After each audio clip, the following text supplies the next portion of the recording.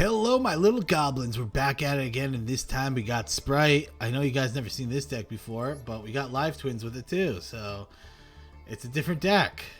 So the whole purpose of this deck, I don't want to bore you with too many details, is we want to scythe lock our opponent and also have a ton of follow-up and a ton of interaction because we have a ton of draws from our evil twin cards, but we also have a bunch of adds to the deck from our Spright cards, so pretty much everything can go. Pretty much if you open up any of the live twin cards, you can go full combo. Literally just one card. That all being said, I know that sounds lame to you guys, but I also want to say if you build any type of Spright deck, if your opponent doesn't have any outs to your hand trap, like if they play Maxi and you interrupt their Maxi or something, they usually just concede the game anyway. And this is true for anywhere from like Diamond 5, Diamond 4, Diamond 3, and so up, because people don't want to play against it if they know they don't have an out to it. All right, so we're gonna get to some games. We're gonna see the games, but first, before we do the games, we're gonna do a combo, and we're gonna show how the combo works. Okay. Hello, everybody. We're back at it, and this is the combo guide for the deck. And I just want to say this hand is atrocious, by the way, but we're still gonna be able to do the combo because all we need is one of these cards. Okay. So we're gonna normal summon him, activate his effect, summon this. By the way, if you have no way of getting this out of your deck and putting it into your hand, I would actually recommend summoning this instead because it actually has an effect. So, but other than that, we're gonna go into Gigantic Spright. Gonna activate its effect. If you're wondering why I didn't summon this, I'm just going to show that you can do it without that card. Okay? Without having the extra card in your hand. Okay? So we're going to normal summon Jet. Jet's effect's going to activate. We grab starter. So unfortunately with this, we probably could have considered grabbing smashing if we played this, but I think if we're gonna really do this, we're gonna do it the right way. So unfortunately we're gonna do this and this. Here comes Elf. Gonna finally activate the starter. Starter is going to summon red. You could also summon Carrot in this situation, right? And then we actually have to go into Dagda. So you always want to go into Dagda before you activate Elf's effect. Dagda. And here you can bring back... we're going to bring back her.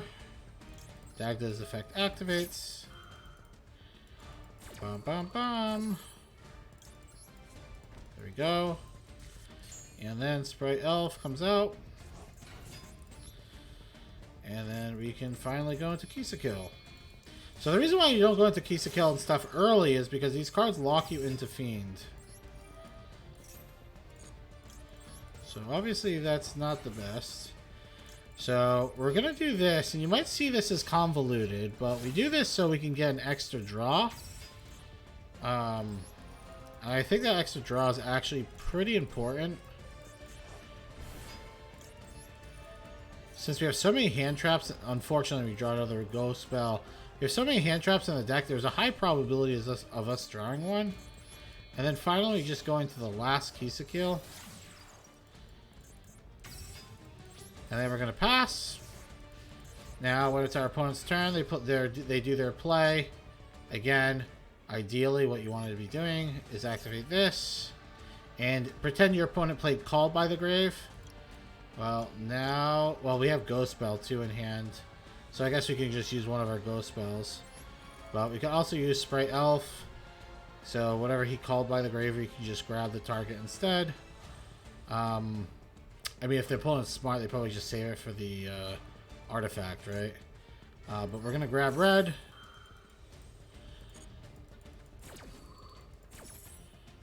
And here we go. Red's going to go here. Honestly, probably could have put red here too. I don't think it matters too much. Then you pop the artifact scythe. And then that card is going to come out. And he's locked out of his extra deck, which he doesn't have one. But that is pretty much how you do the combo for this deck going first. And remember, that was with us not even playing. That was with us not even playing Frost. There are some instances where maybe it might be better to just go into Trouble Sunny. But now, after everything's said and done, you could actually just go into Trouble Sunny now. And this is actually just Trouble Sunny. Like if you we Trouble Sunny, right? So if we Trouble Sunny and go into Gigantic and stuff, like he's actually like super mega dead. We have so much damage. Very good on the return. So that is how you do it. Now just imagine, I just want you guys to imagine before we get to the actual games. Like if I only had one of these Lilals, let's just say I had one Lilal and like an Ash, Maxi, Ghost Bell, Called by the Great, like all these hand trap stuff. We would have gotten the same board that you've seen there, and we would have had 4 cards backing us up. So that's why I'm saying like this board could be very powerful. And yeah, if we ended up another thing too is if we had all these extra special summons. Let's say we had instead of like me having this Lilal, I had an extra Spright in my hand, and I also had I also actually used Frost, right? We probably could have made an IP Masquerena on top of all of that as well, which would have been another thing, another layer of annoyance for our opponent, and that would let us go into either Mech Knight or Unicorn. So there's a lot of stuff the deck can do. Let's get into some games, and you guys can see how it actually performs in a match. Hello, we're here with game number 1, and we are playing against our opponent. We're going to do standard combo. Do you see how I summon the Kill? This hand, by the way, is horrendous.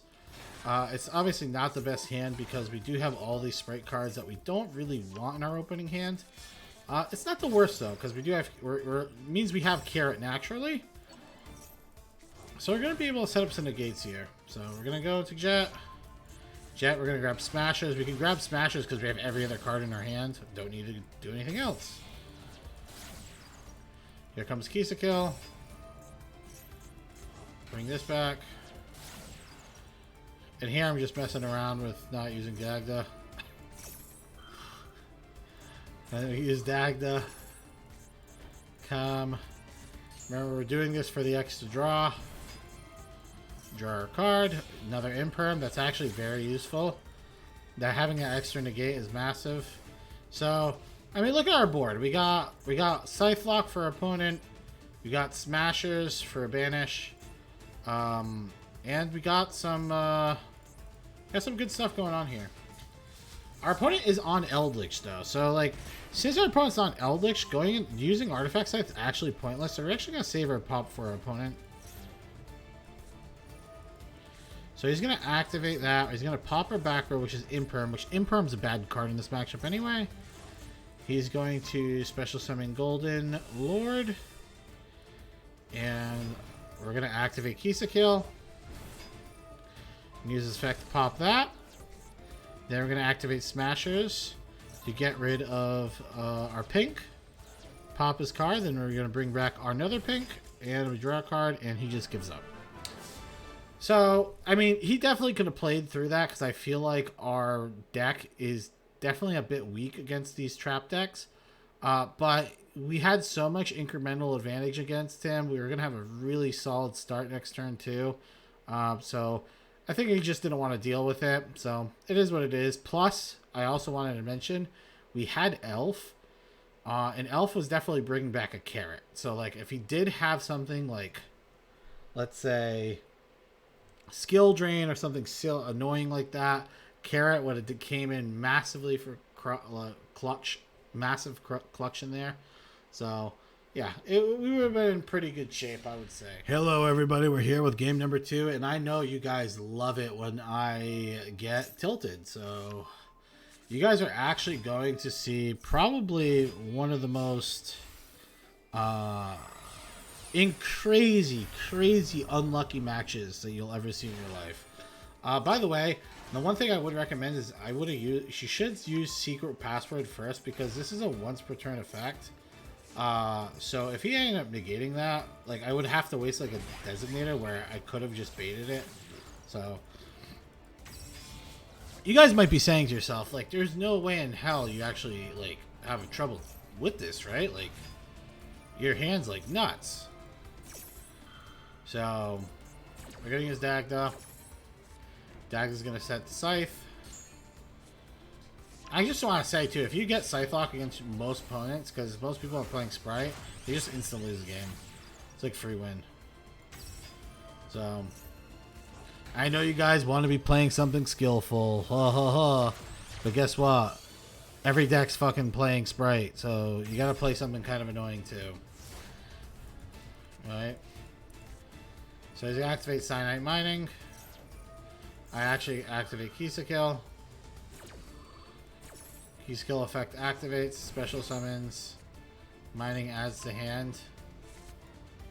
You're gonna see the biggest insane unluckiness that you've ever seen in your life, right?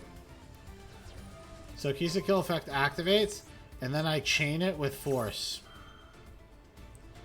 Right? This card, Frost, sorry, lets me draw a card. The one card I draw in my deck is Called by the Grave. My opponent has Called by the Grave. Which means... First of all, he didn't even use Called by the Grave on my Lilol. He could have just done that. Instead, he just waited. He waited to do this. And this actually fucked me horrendously. So I assume Isabella is an employee of Konami. Because I draw Called by the Grave. And now I can't even Call by the Grave with my crossout. Right? And then I activate Spright Elf to bring back a negate. Because I already see this is going horribly. So that's bye-bye. And then he activates Circular. I activate Called by the Grave on his Circular. Right? What's the worst thing that can happen? Right? He has his cross out, and he ends up able to negate my fucking negate. My Called by the Grave. But at least I have Maxi, right? There's no way I don't draw my Debira, right? With the Maxi.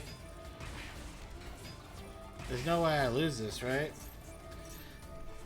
We end up negating here. So the reason why we negate here is because if he goes, so two things here. He brings back Circular, and if he just goes into the Synchro Monster, I just die instantly. And I have like, I don't know if I have an out for the Synchro Monster either.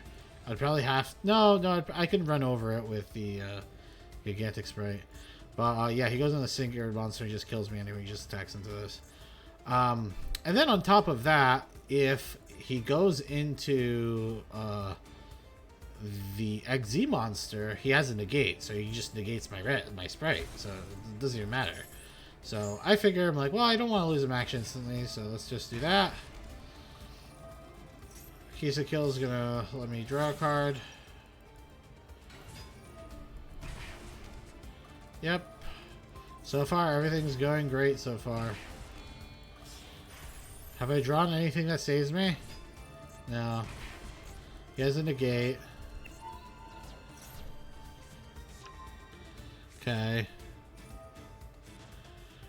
He special summons. Okay. So this is where again, like if I let him go into that, I just died anyway. So I had to use red there. Because now I have this Ghost Spell Mansion, which actually doesn't really do anything. I think I ended up drawing Ghost Ogre.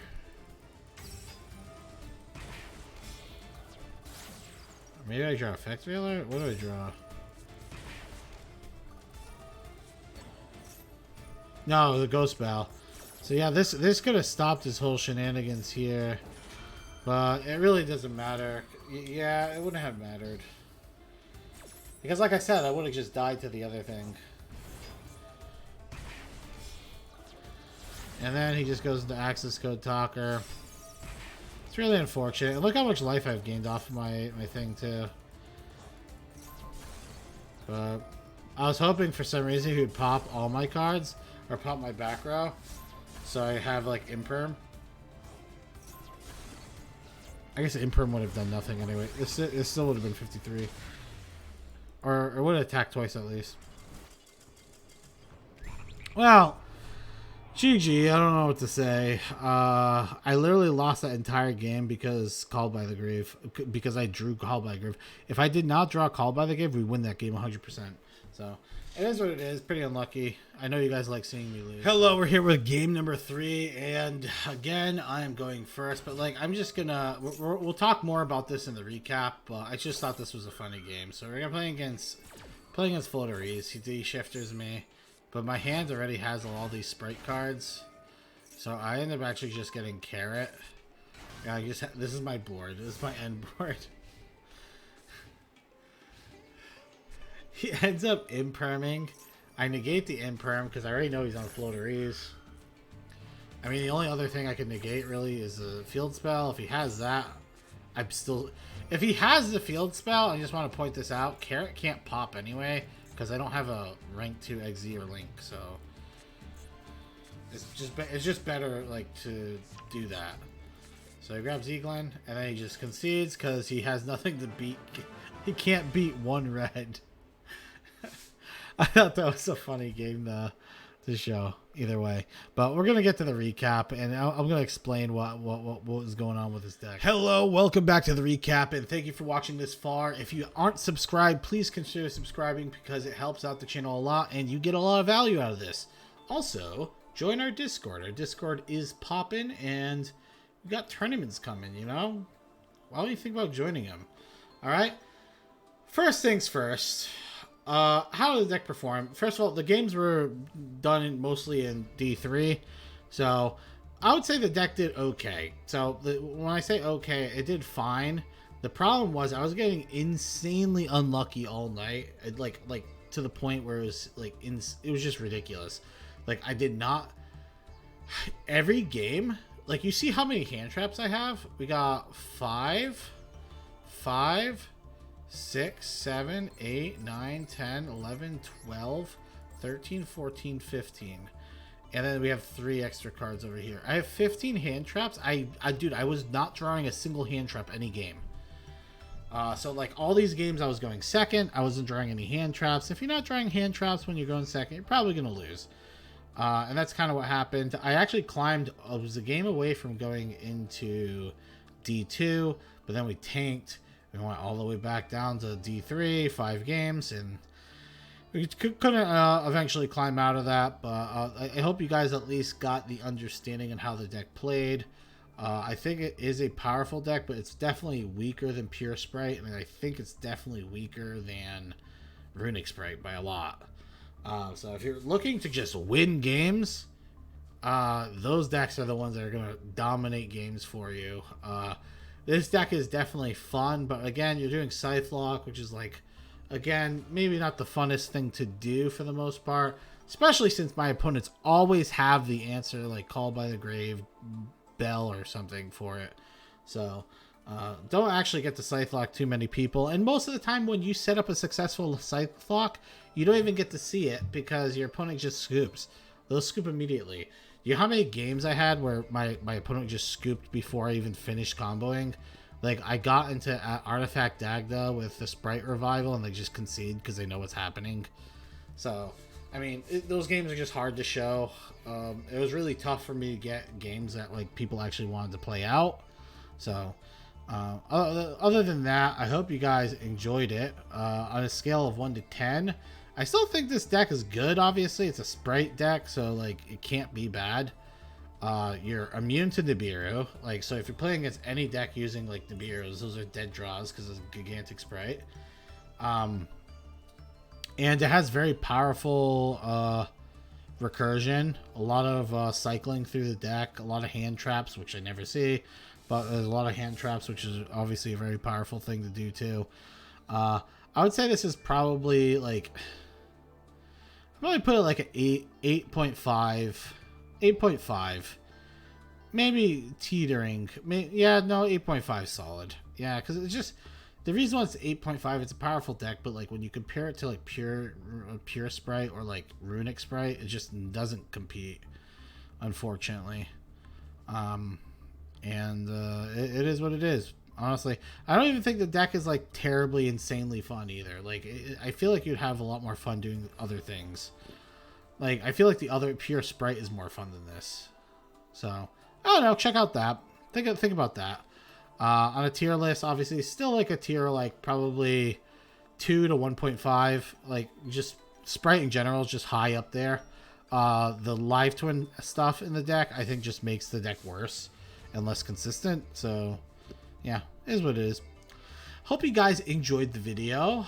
By the way, I'm gonna be wearing the same shirt in every video for a few days, for probably the whole week, because I'm getting surgery on Monday, or this Monday that like passed already. Depends when you're watching this. And yeah, my mouth is messed up, so I made all these videos at once. So hope you guys enjoyed. Goodbye.